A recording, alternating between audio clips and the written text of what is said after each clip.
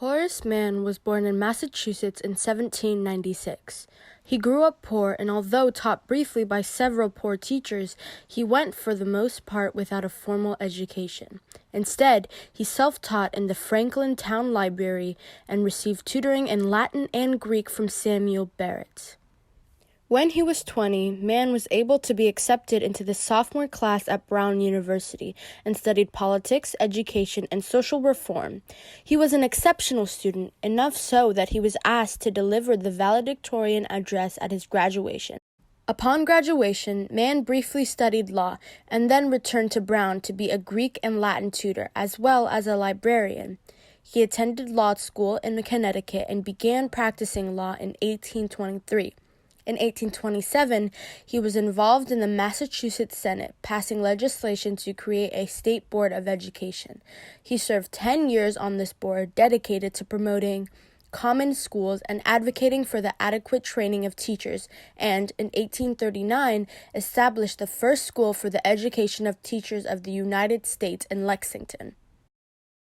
In 1848, he was elected to a seat in the State House of Representatives, advocating especially towards education reform and the abolition of slavery. He was most passionate in reforming public education, which had severely deteriorated as a result of the money-driven local districts gaining control of the system. In 1853, Mann became the president of Antioch College in Ohio, a non-sectarian, co-educational experimental college which was inclusive to African American students as well. Though the school faced financial issues and harsh opposition, Mann stood strongly by the ideal of universal education.